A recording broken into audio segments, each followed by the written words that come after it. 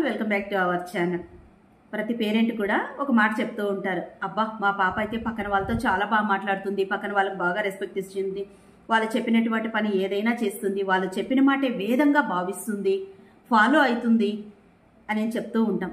మరి పక్కన వాళ్ళు చెప్పినవి వినేటప్పుడు మనం చెప్పినటువంటివి వాళ్ళు ఎందుకు రెస్పెక్ట్ చేయట్లేదు, వినట్లేదు, ఆచరించట్లేదు, ఆదరించట్లేదు అనేటటువంటిది ఇప్పుడు తెలుసుకుందాం మనం.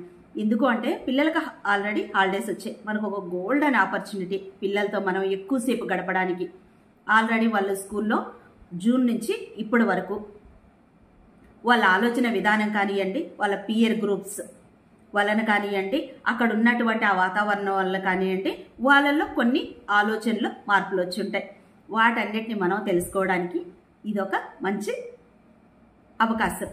ఈ అవకాశాన్ని మనం అందరం సద్వినియోగం చేసుకోవాలి. అంటే మనకు టైం దొరికినప్పుడు మనం ఇంట్లో ఉంటున్నామా, పిల్లలతో ఉంటున్నామా, పిల్లలకు దగ్గరగా ఉంటున్నామా అనేటటువంటిది మనం పేరెంట్స్గా చూడాలి.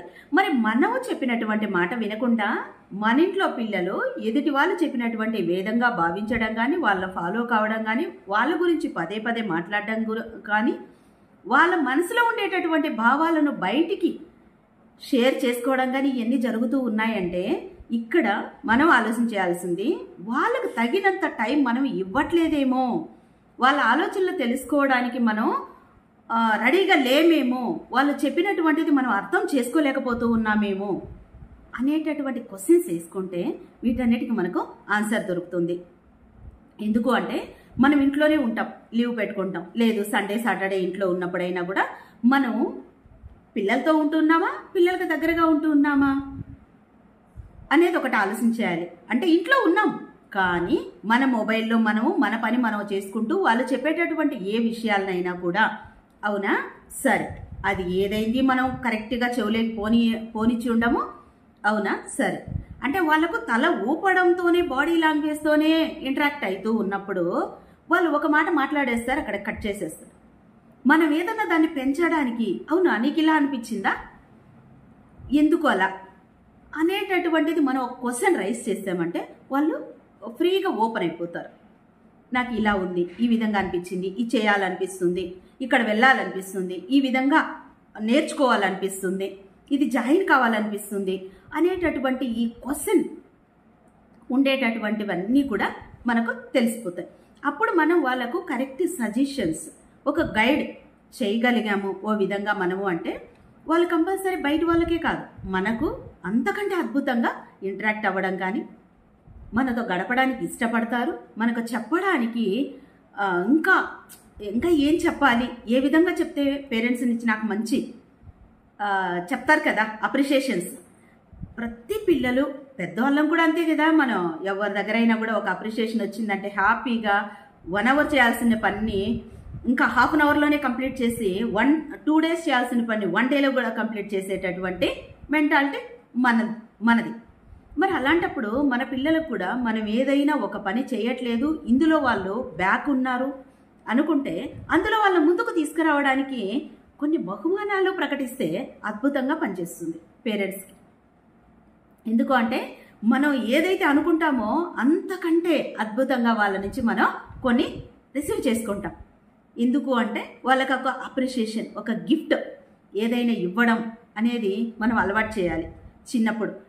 వాళ్ళకు పెద్ద అయిన తర్వాత కూడా నేను ఈ లక్ష్యాన్ని చేరుకోవడం వలన నాకు ఈ లాభం ఉంది అని, ఆ లాభం కోసమైనా అంటే మనకు చెప్తారు కదా, మన మైండ్ ఎప్పుడైనా హ్యాపీ మూమెంట్స్ని తీసుకున్నప్పుడు, మనకు నచ్చినటువంటి విషయాలు విన్నప్పుడు చూసినప్పుడు డోపమైన్ అనేది కెమికల్ రిలీజ్ అవుతుంది.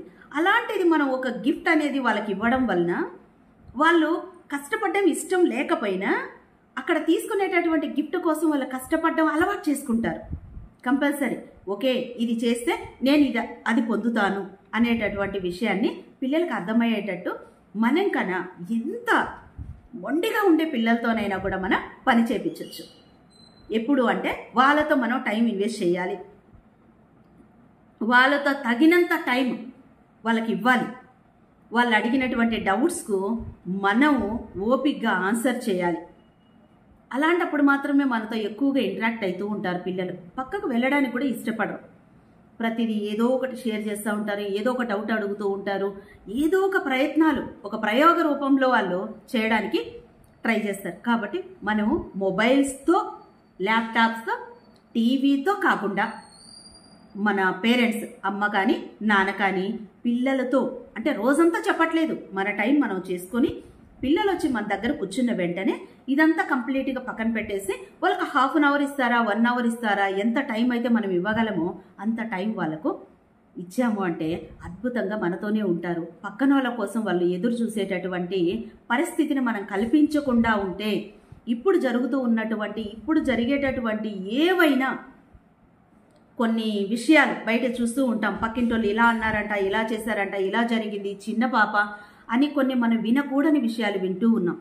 అలాంటివన్నీ కూడా మనం అవాయిడ్ చేయాలి, వినకూడదు అంటే పేరెంట్స్గా, యాజ్ ఎ పేరెంట్గా మనం పిల్లలకు దగ్గర కావాలి. మన పిల్లలు పోయి పక్కన ఎవరికో దగ్గర ఈ బాధలన్నీ చెప్పుకొని ఆ పక్కన ఇవన్నీ తీసుకొచ్చి వాళ్ళ పేరెంట్స్ వాళ్ళతో ఎంత బాగుంటారో తెలిసిన, వాళ్ళ పేరెంట్స్ ఈ విధంగా బయటికి తీసుకెళ్తారు తెలుసా.